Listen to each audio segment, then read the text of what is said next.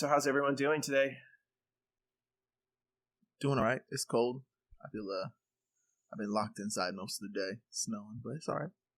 Happy Monday, MLK Day. Give a big shout out. Woo! Shout out to the man. I worked this morning, but I'm finished for the day, and it's noon, so I feel great. It's a great day. 60 degrees outside, sunny and 60. Not a bad time to be alive. Very nice.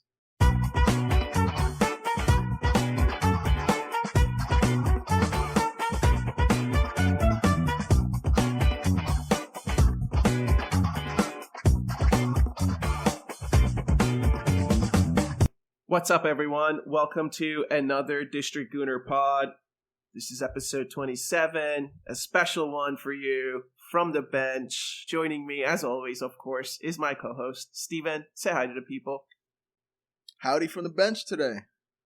In addition to Steven, as you know, with these bench episodes, we brought out the third voice. Ladies and gentlemen, Mr. Ron Reyes. Hello there. For today's pod, I think we'll chat a little bit about the window. We'll talk a little bit in general like we do. And we got some fun little social posts to read out. So that'll be a good time as well. So I don't know, buckle in. Probably be 60 minutes or so with us. Before we start, we did want to read out a little passage from Arson's book. A lot of you know we've been reading Arson's book. We've got pretty far through it. He's talking about the transition from Highbury to the Emirates. And in here, just thought it was fitting, as we've had no business done in the January window so far, to read out some of the little passages that he talks about, that the project itself made Arsenal, at the time, the largest property owners in England. Something I didn't think about at all. But then he goes on to say how that became problematic in 2008, where we had the financial crisis and the property crisis.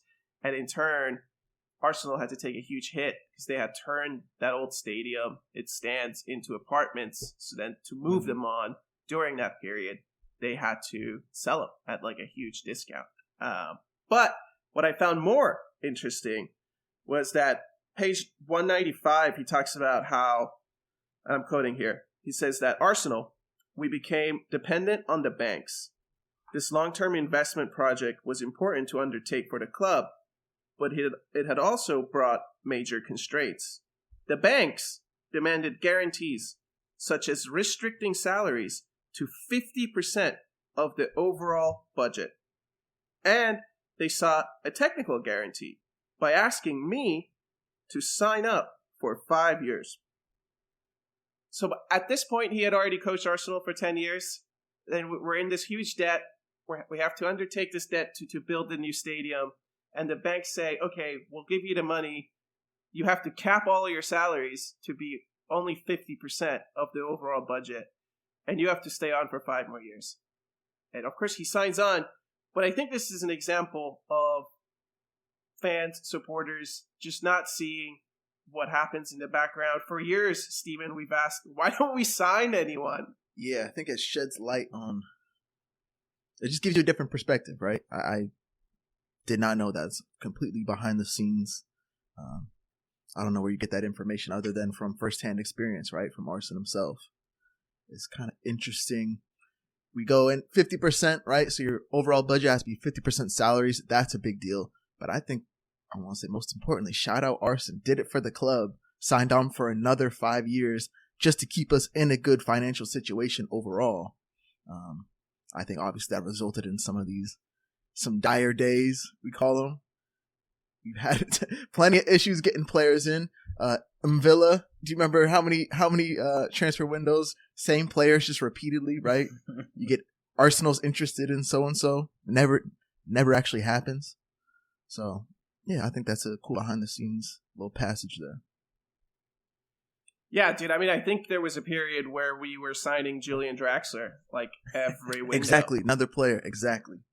All right, man. Well, kicking off with that, haven't done anything in January, halfway through. The boys have been off for the most part. But gotta say, we did see a new signing walk through Arsenal. And it was Emily Fox. Number 2. Say her name. American. Emily! I think she plays in the back. And the women signed her. And then they went on to beat Watford 5-1 in the FA Cup 4th round. So at least the women are making some moves and asserting themselves on the pitch. Yeah, I don't know who she is exactly, but I think she's a right back. If you play for the U.S. and you're an outside back, I know you're probably an athletic freak, right?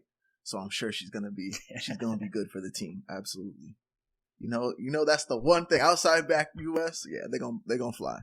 Yeah, so it's exciting. It's exciting. They got a new signing. On the men's side, it's mostly been links. We can talk about the transfer window more, but first we do have a Manchester City correspondent with us today, and they were in some action at least over the weekend, defeating Newcastle United. What did that game end at? 3-2 at St. James Park. Was a great game. 5 banger goals. We went up 1-0. Newcastle scored 2 in 3 minutes, and then Kevin De Bruyne came on, and the game changed because that man is the greatest Premier League midfielder of all time. He's absolutely incredible. Banger of a goal, banger of an assist. Great win for City at a really, really tough away park to play at. Agreed. It was a good game. Steven and I were watching it actually together, and I was really hoping it would end 2-2. Actually, like at the end when I was watching it, maybe the last 10 minutes, I was like, come on. Both teams drop points here. That'd be pretty nice. But yeah, man, Kevin was back, and I guess, it's a perfect example of maybe why Arsenal won't win the league. Yeah. And I'll say that and throw it to Steven. I think that's exactly a great point. This dude, what? It's his second game back? Came on Yeah, second game. He played 15 minutes at comes on the field, and it's like all eyes on him. The difference maker just entered the fucking arena. Like it's crazy. He gets on the ball. First goal, Sauce. That ball though, he put into that kid. Like, I don't know who the heck that guy is. Young dude puts it on a platform and is like, go on then. If you want to be a part of Pep's team, this is your moment, kid. And he obviously had a nice goal there.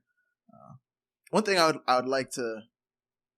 How did you think you played overall, Ron? Like watching your team, how do you think City played? I thought that we played. I think we played to the level that I would expect this year so far. Before Kevin came on, when Kevin comes on, it's completely different, and I feel like that's what we've been missing for the first half of the year is the creativity in the middle, and just like I hate to overuse aura or anything like that because that seems like crap, but like there's such a confidence level when he's on the pitch with all these players making these runs, and they know that Kevin can find him. But yeah, it wasn't like super convincing, but I feel like we dominated possession for all of the game. The 2 goals that Newcastle scored were incredible goals, like great finishes. Kyle Walker on the first one wasn't bad. On the second one, super slow to get over. So it was kind of like in line with my expectations for this season, like good but not great, and perhaps not doing as much as we typically do. But when Kevin came on, I feel like we were just pounding them in. Like they had no outlet, and it was just us in their box or their final third for an extended period of time, for like 30 minutes straight, essentially. Gotcha. I think that's pounding them in. Oh yeah. Oh yeah.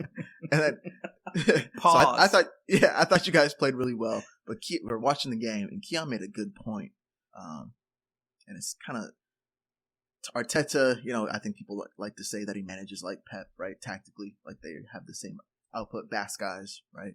Barcelona system. Mm-hmm. So Keon, if you want to kind of I think give the people what you were seeing. I think you would explain it better than me. But I think it's a difference between the two teams. Similarities are there, but I think there was just a difference. Dude, for sure. And I mean, I got to give credit to my future father-in-law. He is the one that mentioned this. We were watching one of the Arsenal games over the holidays together, and he was making the point that City, the little interconnections that they do and where they control the ball is basically like from the half until the 18 line. So from the half to the opponent's box is where they play a lot on the outside, and then you see these like little balls that go over the top. Like their wingers always are running onto the ball over the top, but they're already kind of like into the 18 at that point when that trigger comes. Mm-hmm. With Arsenal, we tend to do the same, like, you know, corner patterns to stretch you out wide and then bring you inside, but we do that basically from like the 18 box till the end line of the opponent. So it's always just too deep. By the time we get there, it's always get to the corner, cut back, and that's more predictable, and the space is already done. Like, City see low blocks too. It's just that the team we play are always, their blocks are way lower because of where we control a lot of the possession, which happens to be like right at the final third. City are like in the 2/3 before they get there, basically. So, and it was pretty evident, man. Yeah, I mean, but I'll tell you what, the biggest difference I saw yesterday is that Kevin De Bruyne took the shot, and if it was one of our players, it's a fake shot. That's the big difference, bro. At the top of the box, it's a fake shot. Do you feel like the difference there is that typically your wingers between, like with Martinelli and with Saka, like those are your like cream of the crop players? I mean, like obviously Rice is super good and Odegaard's good as well, but like when you're talking about a threat, I feel like Saka and Martinelli are typically where you're trying to find it. Maybe whoever's at the 9, not so much, like at this point. But Gabriel can also kind of interchange on the wings as well, and he does well with that. But do you think that it's because the wingers are so, like that's where your threat is, that you're so high up on the pitch all the time with that? Or like what do you think contributes to being so high up?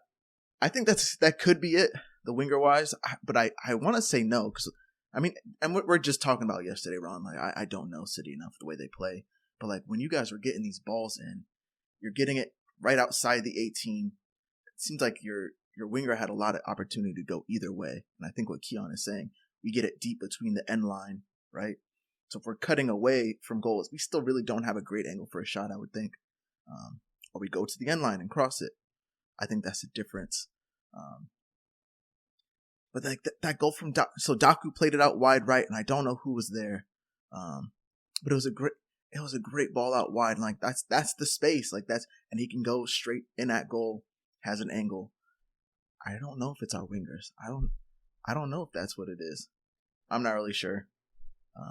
It's just something we observed yesterday. I think what you also can say is what we appreciated about City doing that and deeper was when you did lose the ball, you turned it over. I think you guys are willing to make the pass sometimes, the pass for watching. It's like we're noticing them playing deeper. They're willing to make the pass though. We're not. We're more of the side. We're more of the sideways, keeping it conservative. But because you guys are behind the ball more, it just made so much more sense. I get why you're the 20th slowest team in build-up. Yeah. Because you're swinging it. But then there always seems to be that one killer ball. Boom. And you guys are turning it and going. So that was the one thing we noticed during that game. That was a great game, though.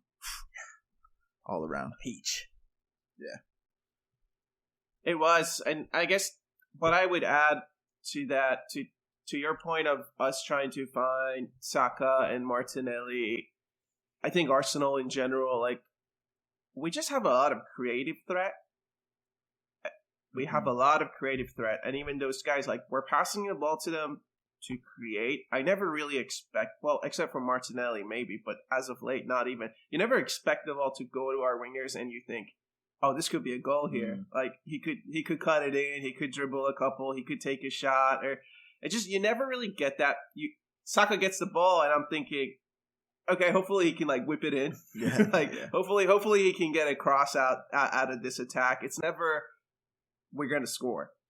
So that's the biggest part is that when we're looking for threats, we don't have a match winner. That's just the bottom line. Right now, we really don't. And while it was a good game, it was bitter. But a team did drop points this weekend.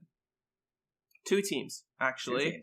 Two teams that are rivals of both, right? Manchester United were playing Tottenham Hotspur. And that was kind of a fun game to watch, too, actually, to be honest with you. Good first half. And what did it end? 2-2 or 1-1? 2-2. 2-2. That's what the City result should have been. But no, but it was fun. It was good to see them drop some points. And yeah, look, I think seeing some of the results this weekend, Steven, was a little more reassuring to me that, like, people need to calm down a bit. Like, there's a lot of football left. A lot left. Looking at the table, man. This is a good season. If you're not even, like, you're a neutral fan, this is exciting stuff, I think. A lot of the good teams have dropped games. Liverpool, I think, they've only lost one, but they're only sitting 2 points above City right now. And then we're 5 points behind. We're still in it. Even Villa, man. I know they drew against Sean Dyche's Toffees, of course. Who else? But they're still in it as well. So it's exciting scenes. I forgot Villa dropped points. Yeah, good shout, dude. Yeah, with that game in hand, you guys would be level on points with them, and if you win, you'd be above them. The way it's meant to be. The way it's meant to be. Hey, while we're talking about Manchester United and Spurs, actually, something that did happen during the January window is that Jadon Sancho moved on from Manchester United to Dortmund for a loan, and he already got an assist in his first game for Dortmund, and they gave him the number 10. So I'm happy for Jadon Sancho, but also what a mess over there, man. I mean, I think Pepe is one that's kind of similar when we were trying to move him on to Sancho, but just a fun watch, man. It's great to see. It's because, there's so much conflictual reporting coming out from that, right? Like, is Jadon the problem? Is United the problem? Like, what's going on here? Is Ten Hag the problem? But for him to go and assist on his first match, like, first of all, so funny. Second of all, hope he continues to ball out. Like, good for him. Like, if he's balling out in the Bundesliga, I don't care. Yeah, I wish nothing but the best for him. Nothing but the best. I do think it is funny that it's a loan, so he's going to come back. It'd be so Man United if he comes back and they keep him after the summer and he goes back to being just like not playing at all. That'd be great. Yeah, you can totally tell. That's probably how it'll work out, dude. I also, what a club, Dortmund, to just have the number 10 shirt hanging out there for a January loan. That's very interesting to me, dude. Yeah. Good club, and hey, he'll get some Champions League. I think maybe. I don't really know the rules how it applies. I don't think he played for United, so I don't know. But aside from that, we have a lot of January-related talking points. Before that, I see the City guy added some stats to the doc, so I'm gonna let him bring that up in case there's anyone listening and wants to know about this City-related stat. Yeah, couple stats. Kevin De Bruyne just passed Frank Lampard for most Premier League assists of all time. He's now third, which is tied with Wayne Rooney. He's actually 8 behind former Arsenal player Cesc Fabregas. Obviously, he played with Chelsea as well. And then he's something like almost 50 behind Giggs. Will he break the record? I don't know. I don't think so. I don't think he has that much left in the tank. I would hope so, but still very impressive considering that most of his career obviously has been in the Premier League, but he had a couple of years in Germany and in Belgium as well. So It's really cool to see, especially when Frank has so many appearances for the Premier League. Respect, Kevin. We love him. Fat Frank in the mud, but we respect Kevin here on the pod. He's a matchmaker. He's a killer. And speaking of killers, the difference maker for us, aside from Kevin, Rodri, who makes our team tick, has now gone 50 games unbeaten across all club competitions. The last loss that he was also a part of was against Tottenham in February of 2023. And who is our next opponent, you might ask? That will be Tottenham away in late January. So we'll see if he can keep up his little streak. We have lost 5 games in a row to Tottenham away, and we have not scored a goal. So we'll see how that goes. I guess first things first, shout out Rodri. That's good for him. Second best defensive midfielder in the league. I'm just playing. But the Tottenham thing, I never understood it. I just don't understand. Of all the teams, Tottenham. Yeah, and that's I don't the get stat it. you don't have on the doc. So can you remind me? Sorry, how many games did you say you've lost? 5 games to Tottenham away in a row.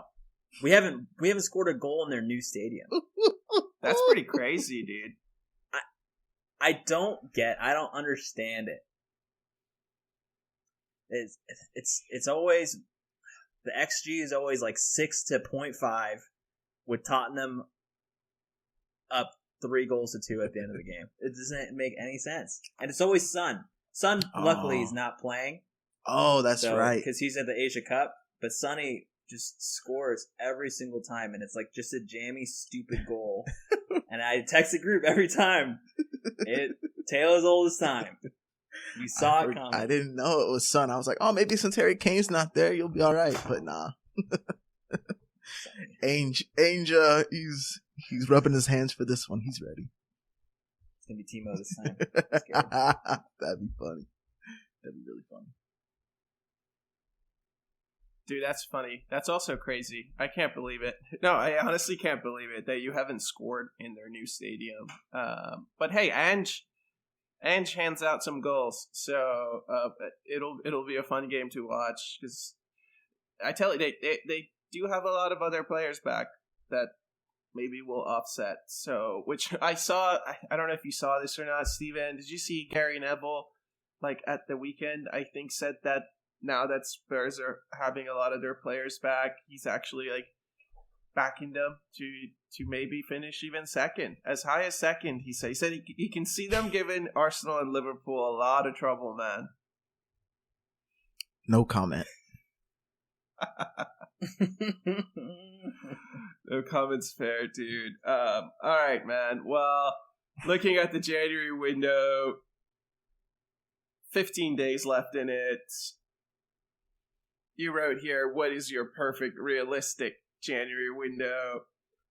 Realistically, Steven, from an Arsenal standpoint, only thing I want to see is Eddie Nketiah out of the door for some money. That's the only thing. That's the perfect, realistic January window, is that Eddie is sold. We get some money for him and figure out what to do with the money in the summer, bro. I 100% am with that. I think if we don't bring in a player, we don't bring in a player. That's all right. Left back would still be my preference if we bring in a player. We don't need a striker. Because you know what? Guess where, to me, Eddie ranks on the depth chart as striker? I think he's the 4th best striker in our squad. That's honestly, that's just the way I see it now. And I don't want to, this is not is Eddie a good player? I think he's absolutely a good player. And I think he can put in goals for a team, just not this Arsenal team. He just doesn't fit. So you got Jesus. You got Kai, has proved that he can do it. And I'd take Trossard, false 9. That's 3 players. So if you need something different, right? Trossard just playing up top would be it. But I think Havertz and Jesus, those are your top 2 guys. I don't see Eddie. He's lost the pressing a little bit. He's lost that fire in his belly. He had it at the beginning of the season, but I think he started 11 games for us. We're like 20 games in. He started 11 of them. Like, that's not good enough. Like, for a second striker, that's not what you want. So yeah, let's recoup some funds, man.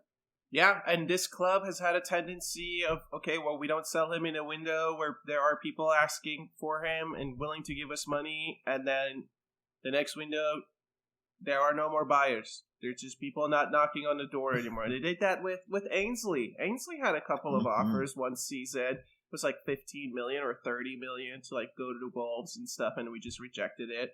And then he ended up, I don't know, walking, I think. So that's a situation I would want to avoid. If there's people with money waiting at the door to sign our 4th-string striker, I think it's time. It's time. And it's not about Eddie being a bad player. If he played for, let's say, Palace, or he played for Wolves even, like, I think he'd be a good, decent player for him. He just doesn't fit in our team. He's just not up to that caliber, I guess, of what we're looking for. Right? I mean, as an opponent, Ron, you see Eddie Nketiah coming as their striker. Like, what is your feeling? I feel so safe. I feel comfortable. No, don't do that to him. No, I mean, I know he doesn't strike fear. He doesn't strike fear in an opponent, right? Like, yeah. I mean, Haaland is obviously number one, right? Like, but like you look at other strikers across the league that will instill a little bit of fear in you, right? Mm-hmm. Yeah, I mean, you think about like Raul Jimenez is a mid-table striker, right? Even a lower tier table striker. But he still like can score a goal. Like, you know that he's good for it. But Nketiah, especially he's 25 in May, like, which I learned from a previous pod. I thought this man was 19. I was like, give him a chance. He's young. He's not young. He is, oh my God, he's 20, almost 25. Like, that blew my mind. I was running when I listened to that. I was like, what? Literally out loud. I was like, I had no idea. So yeah. Now's the time. Get some good money for him. Wish him well. He's not a bad player, but he's just, for Arsenal, he's not the guy. He's not that guy, pal. Yeah, dude, he's 25. And I had to check the other day to see how old is Saka, just to make sure, because now I was questioning myself. Like, am I just thinking Saka's only 17 still? Am I thinking Saka's only 9? Saka's 22 years old, bro. So, like, before you know it, they're 25, bro. Just like that. It's not easy, man. It's not easy. And if we can get it, we should get it. All right. On the window, on the Arsenal side, I can't see any other moves for us. I've been following it. I'm going to be surprised if we sign any players. Maybe one will come in at the end of the window. There's people I've seen we're linked with, which I've never heard about. That's just the Arsenal way. There's people who I've seen we're linked with who I've heard of, like Amadou Onana, who I just think, please don't sign him.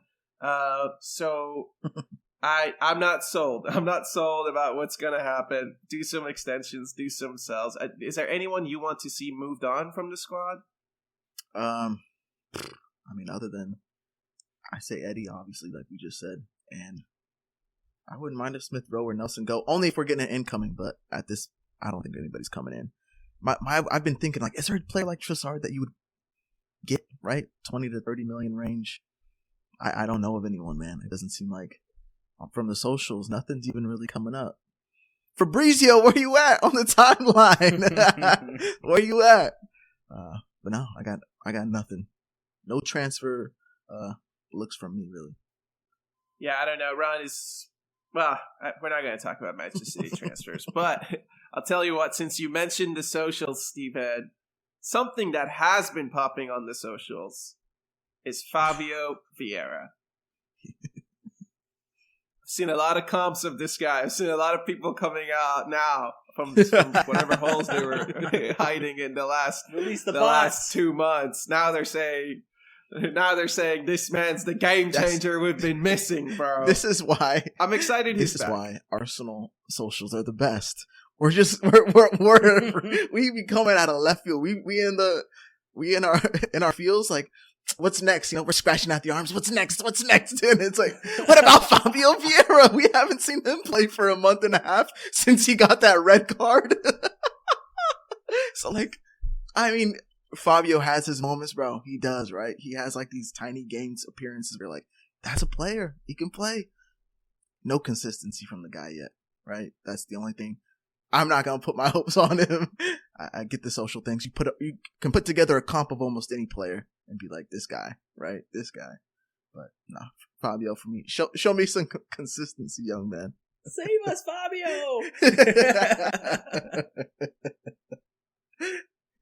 So funny. Do you think he can come in and be a player, Keon?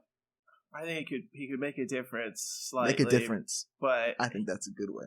But he'll still make that difference as a sub. I can't see him suddenly.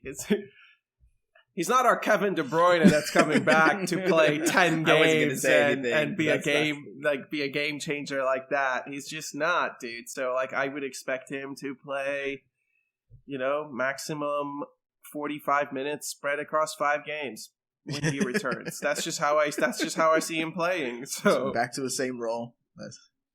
It is funny, the socials, man. They be gassing him up like he's our new Kevin. And it's so funny because it's like you're only setting him up for failure when you do stuff like that. Like, come on, man. Just let him be Fabio. Let him be Fabio, dude. All right, man. Anything else you guys want to talk about before we take a look at some of these social links? No. Getting ready for the game next weekend, man. I honestly didn't know there were games this weekend. I ain't gonna lie. I didn't know there was. I thought everybody had a break. I thought everybody's, so like the team went to Dubai. Arsenal went to Dubai for the past week. I had no clue there were. But there was good games this weekend. So nothing else to cover. I think we did it justice. Yeah, I was also shocked. I thought the City game was midweek this week, dude. So. Got it all messy. All right, so a couple of posts here. One is from the R Premier League. I came across this post. I guess they do these Friendly Friday posts, and basically what it is, I'm just reading you the post. It says, "Welcome to another edition of Friendly Friday, where we put aside the rivalry and celebrate the positives about our rival teams. Let's take a moment to appreciate the strengths and admirable aspects of our rival clubs." So, those are like the first 2 sentences I saw, and I thought, I have to check out this post. I got to see what people are saying. And the very first post says, and it's from Active Tutor 8496. "Watching the Manchester United Tottenham match, I must give credit to the Spurs. They haven't whined as much today as they usually do." I'm glad I clicked to see the comments, because I just wanted to see, does anyone actually adhere to this Friendly Friday thing? And off the bat, I just got the response that I was looking for. You can't expect people to actually take that seriously. Like, people on the internet are insane. You think that they're going to give credit? Like, no way anyone takes that seriously. Seriously, I mean, I started to... I'm reading all the top comments. I don't think any other ones really warrant a readout. You guys see one that you like? I like one from I Own Stocks in Mossad. "This is daft as a concept. Maybe just be nice to each other and just chat, sure, but actively nice about rivals? No, I despise them all and hope they all suffer an eternity of League One playoff losses." No love. That feels pretty in line to me, dude. Yeah, 100%. No more Friendly Friday. Yeah, I might write into the mod. Maybe our listeners can bring down this channel. Just a Friendly Friday aspect. No more every Friday. There's a post on the wall. No more Friendly Fridays. Let's see. What's the other post? Kind of fitting, actually. The second post is also from our Premier League. They ask, "What causes the hate for Spurs? I've always wondered why Spurs have so many haters. As a neutral, it seems absurd that they, of all people, have these haters. Every comment section of their posts, everywhere on TikTok, it seems like people hate Spurs, and I don't exactly see why. Would people like to give their thoughts?" So I'm a big fan of Succession. Love the show. In the final season, this is from Roy. You are not serious people. Tottenham is just not a serious club. From my point of view, it's why did they get so much love? What have they done? What have they done lately? Like, why do people like giving them Spurs? The Spurs are just always around, right? They're like that, like a fly. They're like a gnat. They're around. They never actually do anything, right? No trophies. They never actually do it. But like, oh, they get buys, right? They're in the transfer market. They got this new stadium, yada yada. They're not serious. They're just not a serious club. And that's it. That's why City can't beat them. When Ole was at the wheel, we couldn't beat Ole either. That dude, he's just not serious.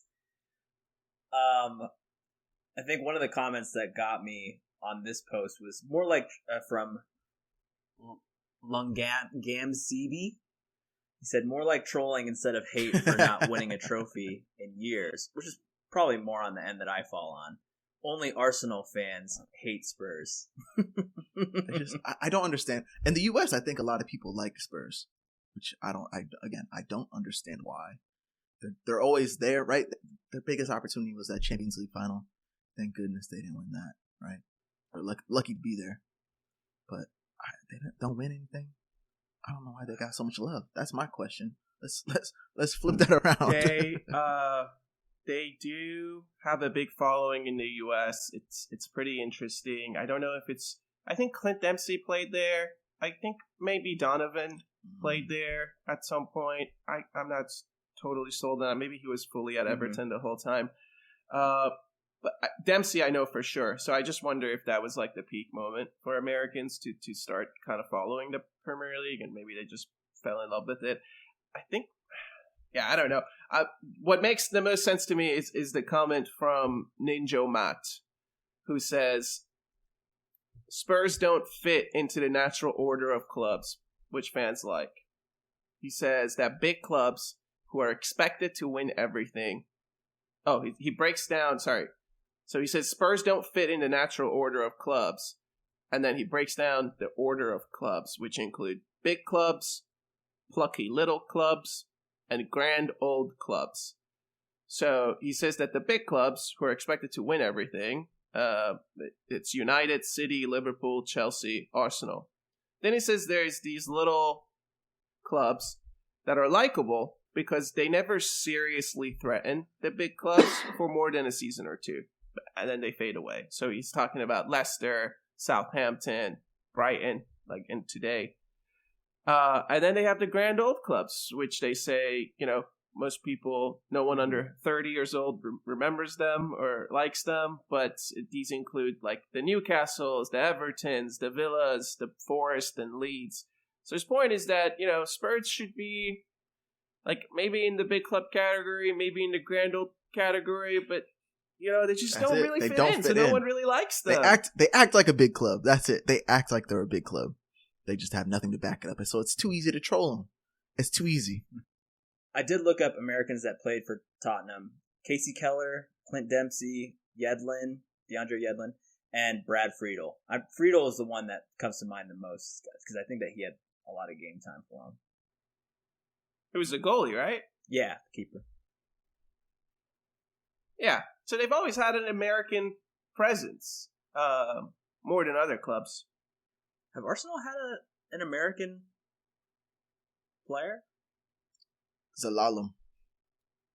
Gideon Zelalem, but he was just like an academy dude. What happened to him? He's one of those great hopes. American hope that never panned out, man. And we had Flo Balogun just yeah. just as he switched his nationality. Right. The legend himself. The legend of Balogun. All right, man. Well, one last post to end on. This is about players who made the whole team better. It says there are signings that fill a gap. There are good players, but then there are some signings that literally improve the whole team. Who comes to mind for you? An example would be, I think a good player is Isak. But Newcastle as a team haven't improved with him. Whereas Declan Rice has improved the whole Arsenal team. Not only was that player one that they needed, but the impact of having, make sure it's a positive impact around everyone else. So I just thought it was a fun question to ask and see if anyone comes to mind for you where you just think, wow, like when they signed that player, it just really, really changed everything. I have one in mind. Do you have one, Ron? Yeah, I have a couple. Ooh, I'll just hit my one then. Yeah. Van Dijk. That's the most recent one, and he completely flipped their club. He's the one player they needed, and he did exactly that. And to this day, off season last season, but he's that guy in defense, right? Past 4 years, 5 years, completely changed Liverpool's fortunes. Made that back line like so much more competent. Like it didn't matter who's alongside him, really. Yeah, the way they play. I think Klopp had him playing that way. Yeah. They're just leaking. They're just absolutely leaking goals. The way he's able to cover, he was the perfect selection for them. Like absolutely perfect. Big body, can cover ground like no other, and he's a leader. I think he covers for Trent. so I think that's my most recent signing that's really worked out for a club. So I'll throw it over to you, Ron.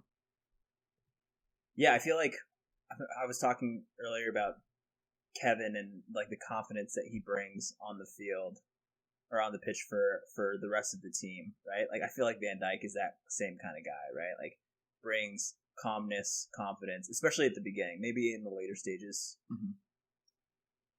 maybe chinks in the armor and stuff like that. But at the beginning, I mean, he was just unstoppable, or unbeatable. For me, what came to mind was Conte. I mean, you think about Leicester, you think about Chelsea, and you think about France, right? Like when Conte's in the pitch, like there's so much of the defensive covering that the rest of the team doesn't have to do, and he's just changes everything. Like the transitions are gone for most teams. Like he just covers everything, and yeah, he's kind of the awesome unsung hero type player, right? Yeah. You got anybody, Keon? I think Van Dijk was a really good shout, dude. That I wasn't thinking about him. That was really good. The top comment is Luis Suarez almost lifted Flanagan, Mignolet, and Joe Allen to a league title. I think they're talking about Suarez was at his peak for Liverpool. But